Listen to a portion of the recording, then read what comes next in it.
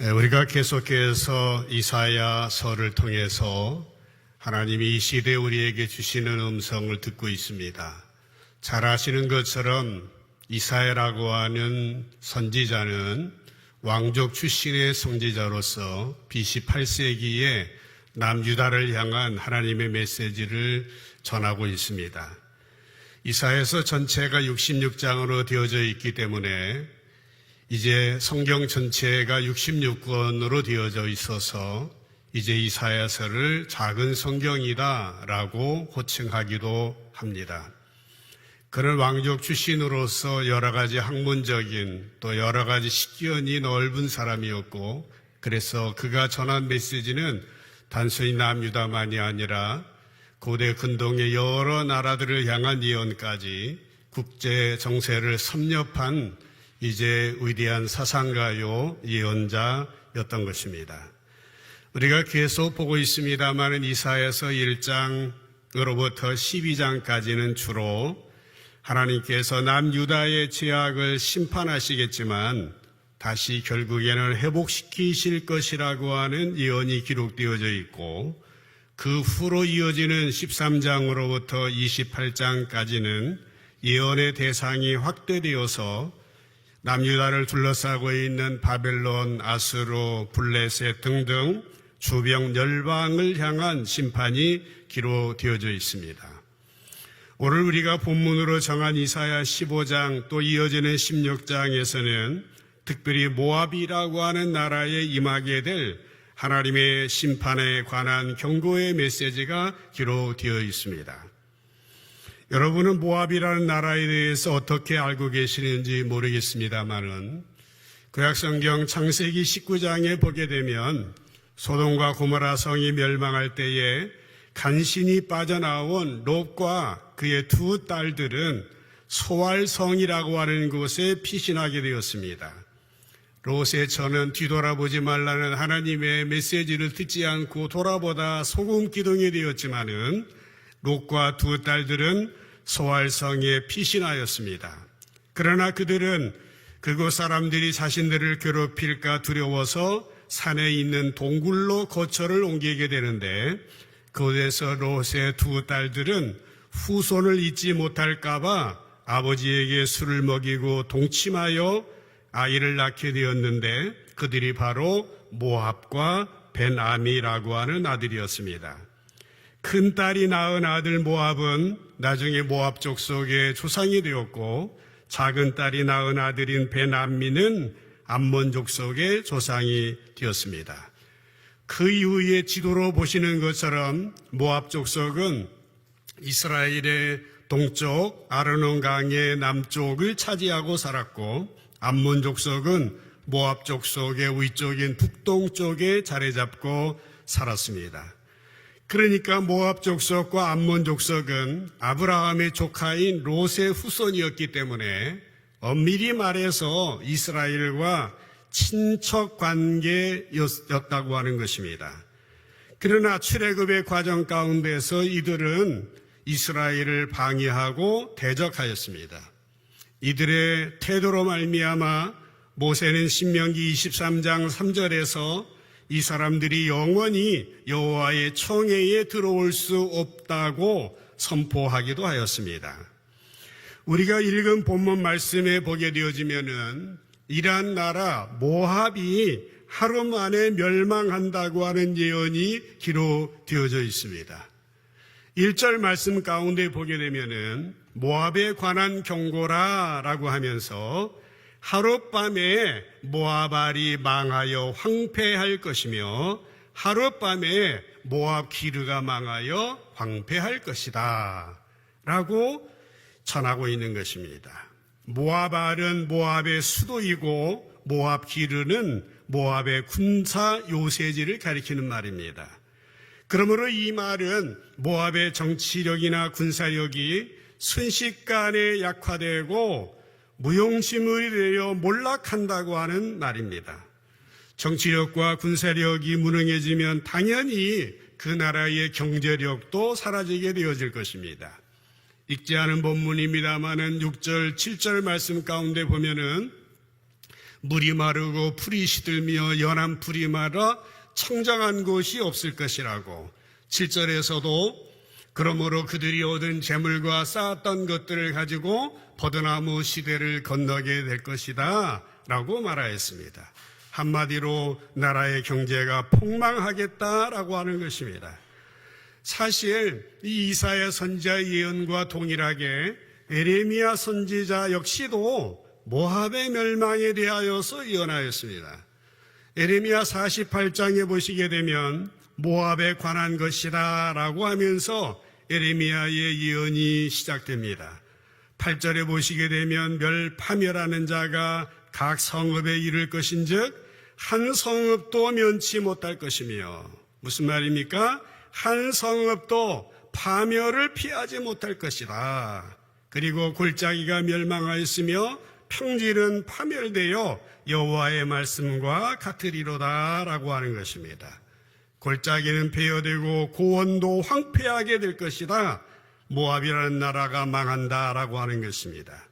14절 15절에서도 너희가 어찌하여 말하기를 우리는 용사요 능란한 전사를 하느냐. 무슨 말입니까? 너희들이 어찌하여 능하지도 못한데 스스로 우쭐거리며 전투에 능한 군인이라고 말할 수가 있느냐. 15절에 보면 만군의 여호와라 일컫는 왕께서 이와 같이 말하노라. 모압이 황폐했도다. 그 성읍들은 사라졌고 그 선택받은 장전들은 내려가서 중임을 당할 것이다 라고 하는 것입니다. 그들이 아무리 자랑스럽게 우쭐하며 또한 능란한 전사라고 큰 소리를 쳐도 그 장정들, 그 청년들이 내려가서 결국 사륙을 당하게 되어질 것이라는 예언입니다.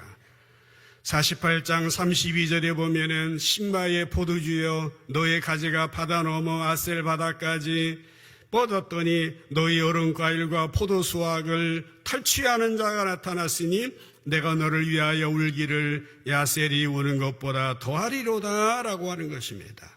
모압이 자랑하던 특산물들이 모두 없어질 것이고 그들이 자랑하는 오아시스 물이 모두 말라버릴 것이며 그들이 모아놓았던 재물도 맡길 곳을 찾지 못하는 상황이 되어버려서 결국 그 나라는 모든 면에 있어서 멸망을 당하게 될 것이다 라고 하는 예언입니다. 그렇다면 여러분, 왜 우리가 이 시간에 모압의 멸망에 대하여서 이렇게 자세히 이야기하는 것일까요? 모압의 멸망이 우리에게 어떤 의미를 주고 있기 때문에 이 말을 힘주어 말하는 것이겠습니까? 오늘 모압을 향한 이사야 선지자의 예언이 죄에 대한 중요한 측면을 우리에게 교훈하고 있기 때문에 우리는 이 말에 대하여 이 메시지에 귀를 기울여야 하는 것입니다. 사랑하는 여러분, 우리는 인간입니다. 이 세상에 살아가면서 우리는 죄를 짓고 허물이 있습니다. 실수합니다. 죄를 지으면은 이제 그에 대한 개인적인 책임이 뒤따르게 됩니다. 죄를 지었으면은 값을 치러야 마땅합니다. 죄를 짓고 용서함 받지 못한 사람은 심판을 받을 수밖에 없습니다. 그런데 죄라고 하는 것은 개인적인 책임을 넘어섭니다. 주변에 영향을 줍니다. 공동체에 영향을 줍니다. 그래서 죄는 개인의 책임을 넘어서서 공동체적인 연대 책임을 수반하게 되어 있는 것입니다. 한 사람의 죄는 그 한 사람으로 끝나는 것이 아니고 가정으로 향하여 이웃을 향하여 이제 공동체와 밀접한 연관성을 맺게 되어지는 것입니다. 지금 우리는 대한민국이라고 하는 공동체 이 땅에 살아가고 있습니다. 그러므로 우리는 우리 개인의 삶이 나 개인의 삶을 넘어서서 우리가 살고 있는 이 땅에 영향을 주고 영향을 받고 있습니다. 이 나라의 정치, 경제, 사회, 문화, 외교, 국제 정세와 밀접한 연관성을 가지고 있는 것이죠. 그래서 우리는 나라와 민족을 위해서 기도하기도 하고 관심을 갖고 각자의 의견을 표출하기도 하는 것입니다. 사도 바울은 디모데전서 2장 2절에서 이렇게 권면합니다.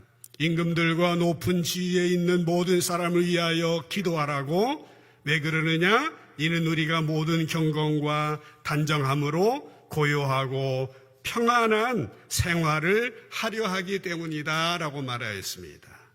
세번역 성경의 후반을 보게 되면은 이렇게 기도하는 것은 우리가 경건하고 품위 있게 그리고 조용하고 평화로운 생활을 하기 위함이다 라고 말하였습니다. 우리는 경건하게 품위 있게 조용하게 평화로운 생활을 위해서라도 나라와 민족의 문제에 대해서 관심을 갖고 기도하지 아니하면 안 되는 것입니다. 그런 차원에서 우리는 모압의 멸망에 대하여서 심각하게 살펴보아야 합니다. 모압이라는 나라는 하나님이 택한 나라가 아니고 이방 나라입니다. 사실 우리나라도 마찬가지입니다. 그러므로 하나님께서 모압을 다루시는 것처럼 우리나라 또한 다루신다는 사실을 우리는 기억해야 됩니다. 하나님이 올리는 그때나 이제나 동일합니다. 우리는 모압의 멸망을 바라보면서 타산지석으로 삼아서 오늘 이때에 우리가 어떻게 생활해야 될지를 알아야 하는 것입니다. 그렇다면 여러분, 모압이 왜 하룻밤에 황폐하게 되었습니까? 그 원인을 살펴보는 것은 오늘과 같이 말세치말 혼란스러운 상황에 살고 있는 오늘 우리들에게 대단한 시사점이 되어질 것이기 때문에 그러합니다. 우리 함께 모압이라고 하는 나라, 그 옛날 지금을 흔적도 없이 사라져버린 그 나라의 멸망 원인을 찾아보면서 하나님이 주시는 음성을 들어야 할 것입니다. 첫 번째로 모압의 멸망의 원인은 그 나라는 오랜 평화 속에 온갖 죄악이 자라고 있었더라라고 하는 얘기입니다. 에레미야 48장 11절에 보시면요, 모압은 젊은 시절부터, 모압이라는 나라는 일찍부터 평안하였고 포로도 되지 아니하였습니다. 그러다 보니까 마치 술이 그 찌끼 위에 있고 이 그릇에서 저 그릇으로 옮기지 않음 같아서 그 맛이 남아있고 냄새가 변하지 아니하였도다. 무슨 말입니까? 모압은 마치 찌꺼기가 조용히 가라앉아서 위에는 맑은 술만 떠있는 술과 같았다라고 하는 겁니다. 모압은 전장에서 크게 패해본 적도 없고 다른 나라의 포로로 고생한 적도 없었더라라고 하는 것입니다. 그러나 이러한 안정과 이러한 번영 속에서 그 나라에 악이 자라고 있었다 하는 얘기입니다. 그들에게 있었던 우상숭배와 교만함과 이기심 같은 죄악은 오랫동안 변함없는 안정과 평화 속에서 나온 부산물이었다라고 하는 것입니다. 그런데 여러분, 12절에 보시면 하나님께서 뭐라고 하십니까? 그러므로 여호와께서 말씀하시니라, 날이 이를 거다. 어떤 날입니까? 마지막 날이에요. 내가 술을 옮겨 담는 사람을 보낼 거다. 그들이 그 술병을 기울여 가지고 그 그릇을 비워버리게 될 것이며 그 병도를 부숴버리게 될 거다. 그 병들을 깨트릴 날이 올 거다. 모압을 심판하고 망하게 될 날이 올 거다 라고 말씀하고 있는 것이죠. 이것이 바로 이사야가 모압을 향한 심판의 예언이었습니다. 우리나라 역사도 그러합니다. 조선 왕조를 거치면서 수많은 내후의 왕이 있었지만 하나님의 은혜로 지나간 70여 년 동안 전쟁이 없이 평화로운 가운데 지속적인 성장과 번영과 안정을 누려왔습니다. 그러나 이러한 축복의 시간을 보내면서 어느덧 우리나라에도 여러 가지 악이 등장하기 시작하였습니다. 요즘 여러분들이 들으셨는지 모르겠습니다만은 신문이나 여러 보도들을 보게 되어지면은 우리나라가 이렇게 악이 창궐하고 있나 그런 생각을 하실 것입니다. 그런데 요즘 교계에서 평등법이라고 하는 차별금지법이라고 하는 그 법을 반대하는 운동을 벌이고 있는지 아시는지 모르겠습니다. 사실 저는 그동안 이런 문제에 대하여서 언급하지 않았습니다마는 이제는 정말 중요한 시점에 도달하지 않았는가 생각합니다. 우리 성도들 가운데 몇 분은 그런 자료를 저한테 보내주시기도 하였었습니다마는, 우리가 이 평등법이나 차별금지법을 반대한다고 하는 것, 기독교인들이 이 사회에 나가서 반대운동을 한다고 하는 것은 그렇게 넓은 마음은 아닙니다. 그러나 오늘 이 순간에 우리가 틀림없이 알아야 됩니다.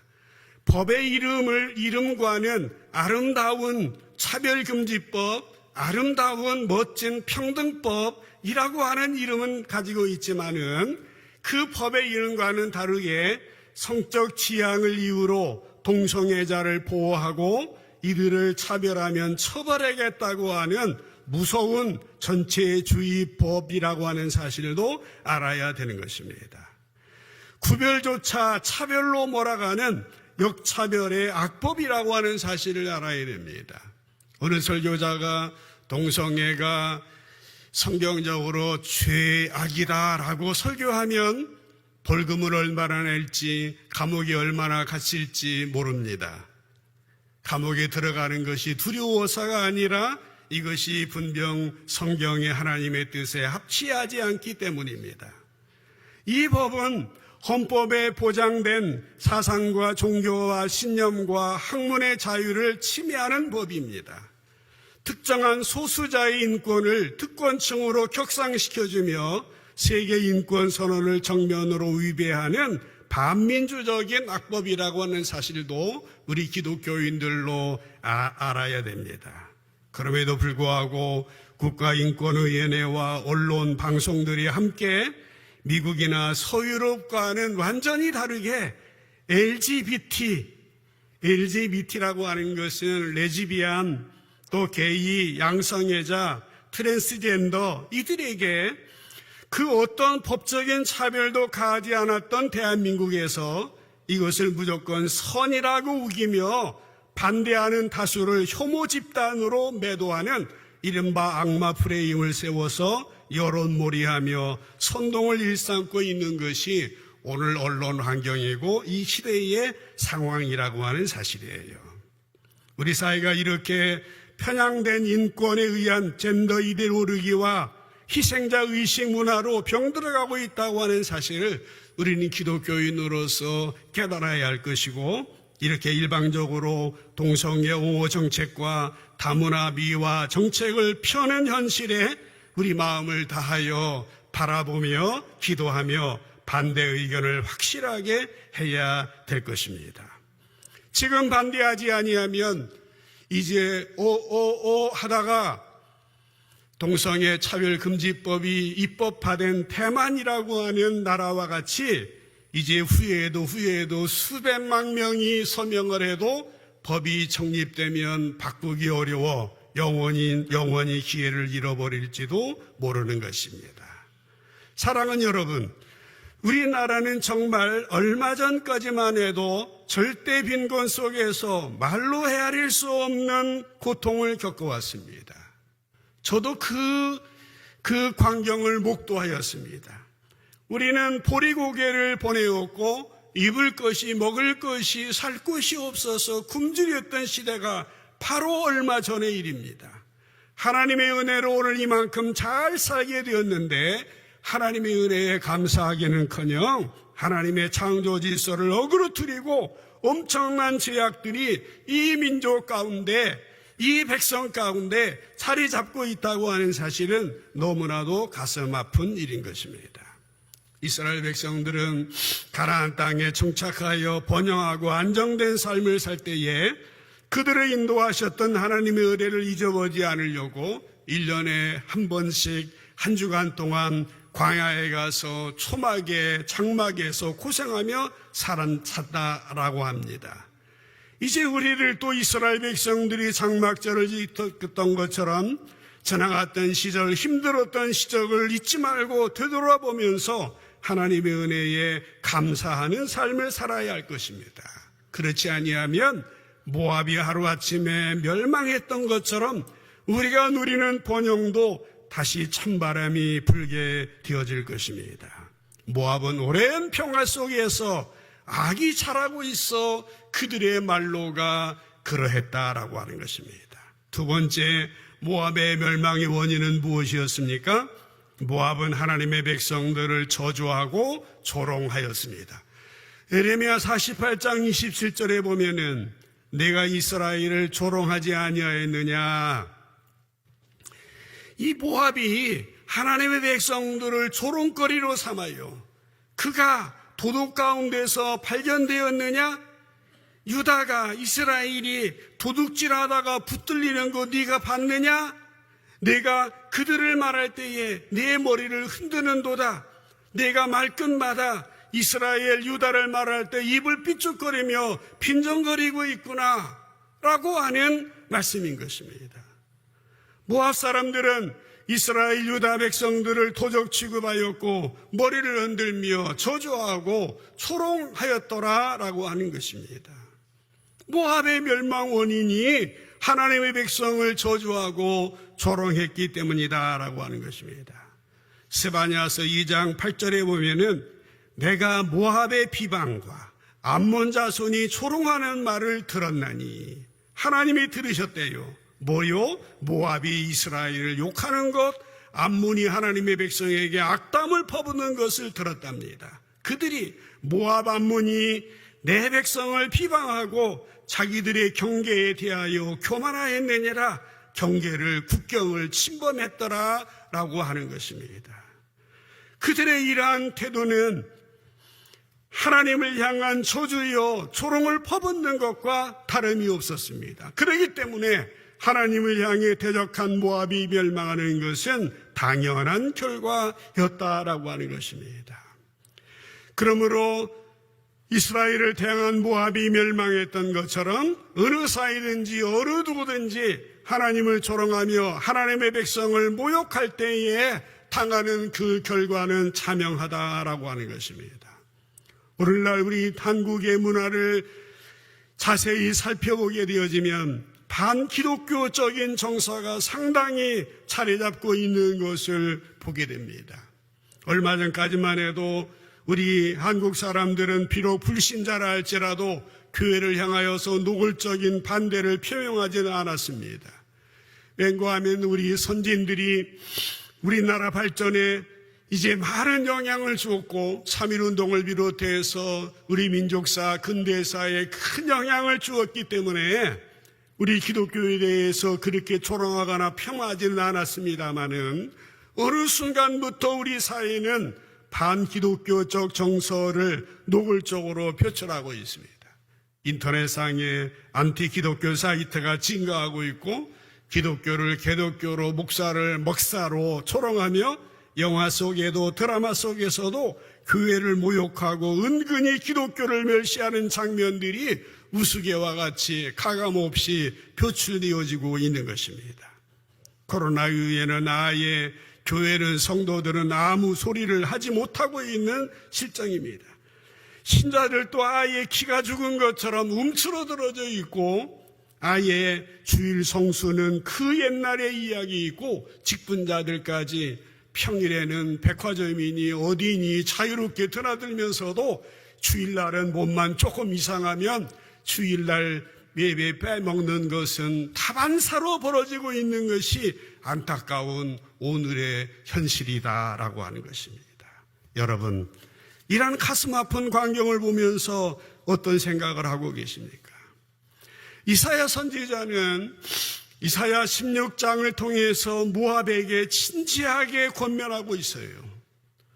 이사야 16장의 전반부는 멸망을 당해 방황하게 될 모압 백성들에게 이사야가 권면하고 있는데 그 권면의 내용이 뭡니까?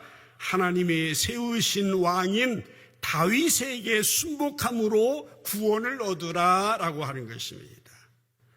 이사야 16장 5절 말씀에 보면은 다윗의 장막에 인자함으로 왕위가 굳게 설 것이다.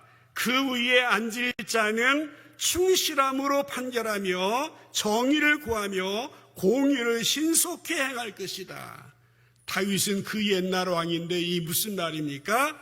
하나님의 사람, 하나님의 권세, 하나님의 그 역사를 일으키는 메시아 구세주 예수님을 가리키고 있는 것입니다.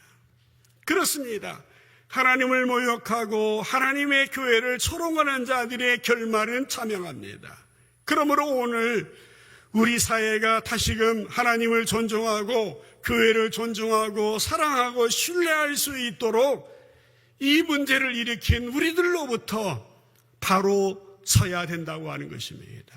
정신을 차리고 우리부터 깨어서 이제 하나님 앞에 바로 서지 아니하면 이제 모압의 멸망과 같은 전철을 밟지 않는다. 누가 장담하겠습니까?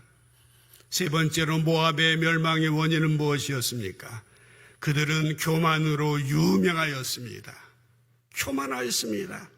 이사야 16장 6절에 보시면요, 우리가 모압의 교만을 들었나니 심히 교만하도다. 우리가 모압의 교만을 들었나니, 그런 거만하며 교만하며 분노함도 들었거니와 그의 자랑이 헛되도다 라고 말하였습니다. 모압은 교만하였습니다. 거만하였습니다. 우리는 오늘 읽은 본문 이사야 15장에서 교만한 모압이 당할 결말을 발견할 수 있습니다. 이사야 15장 1절 말씀에 보면 맨 마지막에 뭐라고 했습니까? 하룻밤에 모압이 망하며 황폐할 것이다. 망하여 황폐할 것이다. 라는 말씀으로 시작해서 2절에 보면은 그들이 울며 통곡하게 되어질 것이다. 각각 머리카락을 밀고 각각 수염을 갖게 될 거다. 이제 수치와 모욕을 당하게 될 것이다. 3절에 보면은 각기 애통하며 심히 울 날이 올 것이다. 5절에 보면은 패망을 울부짖게 될 것이며 6절에 보면은 물이 마르고 풀이 시들며 청청한 것들이 없게 될 것이다. 7절에 보면 재물과 쌓았던 것들이 모두 다 가지고 도망갈 것이다. 8절에 보면 곡소리가 사방에 들릴 것이며 9절에 보면 피가 가득할 것이라 재앙이 더 내릴 것이다. 이것이 정말 무서운 모압을 향한 하나님의 심판의 메시지였다라고 하는 것입니다. 사랑하는 성도 여러분, 우리 민족은 그 예로부터 동방예의 지국으로 알려져 있습니다. 우리나라는 유교라는 그 종교의 영향으로 그 도덕을 잘 지키는 예로부터 겸양지덕을 강조하며 살아왔던 아주 한 번도 어느 나라를 침범해 보지 못한 그런 나라입니다. 그러나 요즘 어떻게 됐습니까? 세상이 많이 변해도 너무 많이 변했습니다. 양보하는 겸손한 자세들이 많이 사라졌습니다. 사회 지도층이라는 정치인들이 교만하기 때문에 국민들은 TV에 정치인들이 등장하면 채널을 돌려버릴 정도입니다. 어린 학생들도 마찬가지입니다. 선생님들이 교육적인 목적으로 훈계할 때도 핸드폰으로 동영상을 찍어가지고 경찰에 신고를 합니다. 어른들로부터 아이들까지 교만이 높아지고 있습니다. 이렇게 국민 전체의 교만 지수가 높아지면 국가의 패망의 결과를 맞이하게 되는 것입니다. 그러므로 우리는 먼저 구원받은 자로서 예수님과 같이 겸손해져야 됩니다. 겸손해져야 됩니다. 우쭐해서 안 됩니다. 교만해서 안 됩니다. 날마다 자기를 부인하고 십자가를 지고 주님을 따라가는 것처럼 말로만이 아니라 조금 안다고, 조금 가졌다고, 조금 잘 산다고 우쭐할 것이 아니라 날마다 나의 교만을 제거하고 예수님처럼 겸손하게 살아가는 우리가 되어야 됩니다. 그렇지 않으면 끝나는 것입니다. 마지막 모압의 멸망의 원인이 무엇이었습니까? 모압은 우상 숭배가 심하였습니다. 모압은 우상 중에 그모스 신을 섬겼습니다. 그모스 신은 어떤 신입니까? 이제 사람을 취해서 제물로 바치면 좋아한답니다. 그래서 그들은 왕까지 그모스 신을 달래기 위해서 자기 아들을 취하여 번제 제물로 드리기까지 했습니다. 사실 솔로몬 왕도 모압 여인을 첩으로 취하기 위해서 예루살렘 앞에 산당을 짓고 모압의 신 그모스를 들여오기까지도 했었습니다. 비록 나중에 요시야 왕의 종교개혁으로 산당을 헐어버리기는 했지만은 솔로몬 왕에게 지을 수 없는 큰 오점이 되기도 했습니다. 모압은 결국 자신들이 섬기는 신 때문에 수치를 당하고 망하게 되어졌다라고 하는 것입니다. 그렇다면 오늘 우리의 모습은 어떻습니까? 우리는 무엇을 섬기고 있습니까? 우상을 섬기고 있는 것은 아닙니까? 우리도 우상을 섬기지 말아야 됩니다. 이사야는 16장 12절에서 모압이 그 산당에서 피곤하도록 봉사하며 자기 성소에 나아가서 기도할지라도 어떻게 했습니까? 소용이 없으리라. 그 산당에서 피곤하도록 봉사하며, 저는 우리 성도들이 주님의 성전에 나와서 피곤하도록 봉사하며 기도하는 거 얼마나 자랑스럽고 뿌듯하고 좋은지 모르겠습니다. 그러나 외형과는 다르게 우리의 마음이 어떠한 마음으로 우리가 섬기고 봉사하고 예비하고 기도하는지 우리는 확실하게 바로 점검하지 않으면 안 됩니다. 우리는 우상을 섬기면 안 됩니다. 우상은 기도를 들을 능력이 없고 응답할 능력도 없습니다. 아무리 우상에게 봉사해봤자 기도해봤자 소용없으리로다 라고 말하고 있습니다. 어느 나라이든 어느 사람이든 어느 가정이든 우상을 숭배하면 필연적으로 망할 수밖에 없는 것이에요. 그러나 우리 하나님은 어떤 하나님이십니까? 천지를 창조하신 하나님, 살아계신 하나님, 전지전능하신 하나님, 인격적인 하나님이신 겁니다. 그 하나님께서 우리들에게 뭐라고 했어요? 구하라 주실 것이요, 찾으라 찾으실 것이요, 물을 두드리라 응답하신다고 말씀하시면서 이 세상 온 자연을 이제 아름답게 창조하고 잘 관리하고 주의 생명의 복음을 온 누리에 전해서 이 땅에 하나님의 나라, 주님 왕으로 통치하시고 다스리시는 그 나라, 주님의 뜻에 순종하는 그 나라, 주님의 공평과 정의가 이루어지는 그 나라를 이루기를 원하시는 그 하나님이신 거예요. 그래서 그 하나님 앞에 우리가 손들고 지금 주님 앞에 나와 예배하고 있는 것입니다. 모압은 결국 이사야의 연대로 주전 580년에 바벨론에 의하여서 하룻밤에 깨끗이 멸망하게 되었습니다.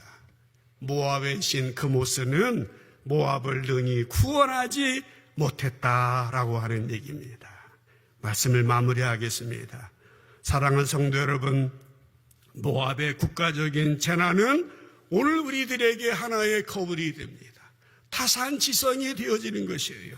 옛날 얘기 같지만은 오늘 얘기입니다. 남 얘기 같지만 우리의 얘기입니다. 우리는 우상을 떠나야 합니다. 겸양지덕을 다시 회복해야 됩니다. 하나님의 교회를 비난하고 조롱하는 세상을 향해서 거룩하고 성별되게 올바른 행동으로 반응해야 됩니다. 소금과 빛의 역할을 감당해야 됩니다. 교회 안에서와 같이 가정에서도 사랑하며 하나님을 사랑하며 이웃을 사랑하며 양보하며 섬겨주면서 나누며 살아야 됩니다. 무엇보다도 악을 멀리해야 됩니다. 데살로니가전서 5장 6절로 8절에 보면은 사도 바울은 그렇게 권면하고 있습니다.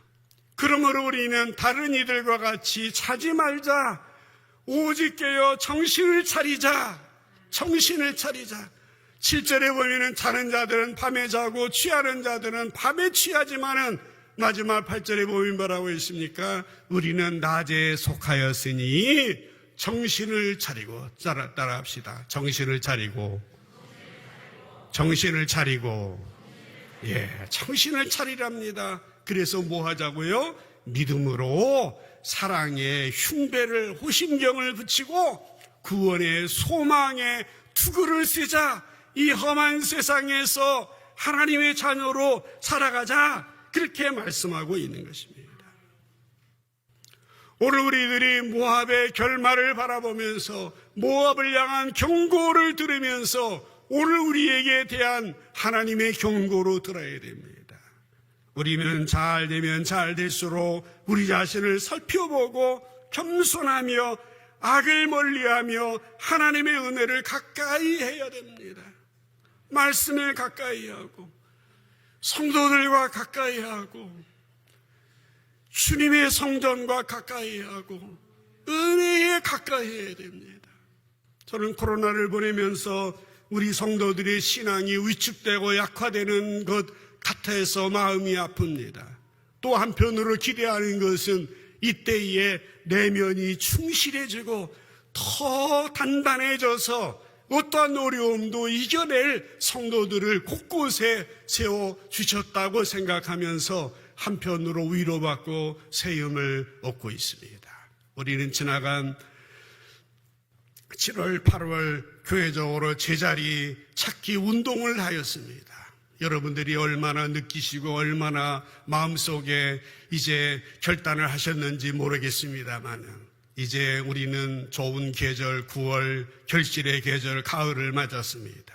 새로운 마음으로 새로운 결단으로 우리 신앙생활을 시작해야 됩니다. 첫사랑은 잊어버리면 안 돼요. 참 열심을 잃어버리면 안 됩니다. 참 순수했던 그 간절했던 그 뜨거움 그 열심 잃어버리면 안 됩니다. 지금 모압이라고 하는 나라는 잘 되니까 건너가가지고 악이 뿌리를 내리고 교만하고 우상을 숭배하고 우쭐거렸기 때문에 그들의 말로가 그러했다면 오늘 우리 어떻게 됩니까? 하나님을 경외하는 나라가 되어야 합니다. 하나님을께 순종하는 백성들이 되어야 됩니다. 그래서 다시 한번 온 세계 속에 복음을 전하는 선교 강국이 되어야 합니다. 부디 귀한 사명 잘 감당하여서 하나님 앞에나 사람 앞에나 잘했다고 칭찬받을 수 있는 우리 삼성제일교회 모든 성도들 되어주시기를 주님의 이름으로 간절히 축원합니다. 기도하십시다.